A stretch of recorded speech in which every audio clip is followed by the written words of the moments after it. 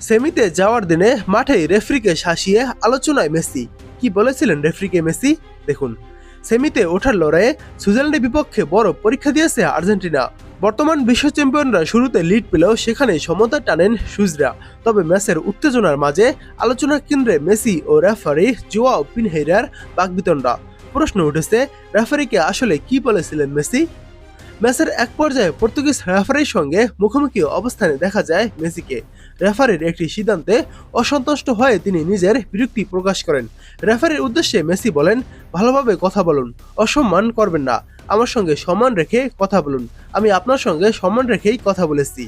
এর আগে ম্যাচের দ্বিতীয়ার্ধে প্রতিপক্ষের এক খেলোয়াড়ের সঙ্গে সংঘর্ষে ডান চোখে আঘাত পান মেসি। পানি বিরতির সময় দলের চিকিৎসকরা তাকে চোখে বরফ দিয়ে প্রাথমিক চিকিৎসা দেন, তবে চোট তাকে থামাতে পারেনি।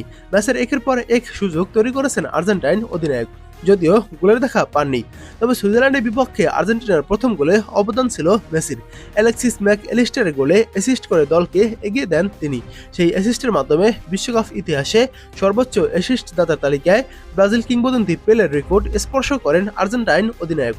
আজ কানসাস সিটিতে আর্জেন্টাইন সমর্থকদের দল লিওনেল মেসিদের ওপর তাদের এতটাই বিশ্বাস ছিল যে সুইজারল্যান্ড সমতায় ফেরালেও তাদের হতাশ হতে দেখা যায়নি। তাদের আস্থার প্রতিদান দিয়েছেন মেসি আলভারেজরা।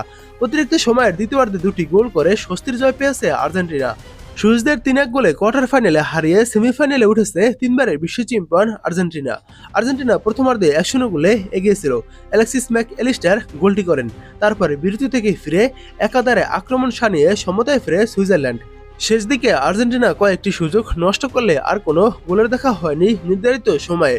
অতিরিক্ত সময় গড়ানো ম্যাচের প্রথমার্ধ স্কোর পাল্টায়নি। 112তম মিনিটে জুলিয়ান আলভারেজ স্কোর 2-1 করেন। তারপরে ইনজুরি টাইমের প্রথম মিনিটে লাউতারো মার্টিনেজ গোল করলে জয় সুনিশ্চিত হয়। আগামী 16 জুলাই বাংলাদেশ সময় রাত 1টায় আটলান্টা স্টেডিয়ামে ইংল্যান্ডের বিপক্ষে সেমিফাইনাল খেলবে আর্জেন্টিনা।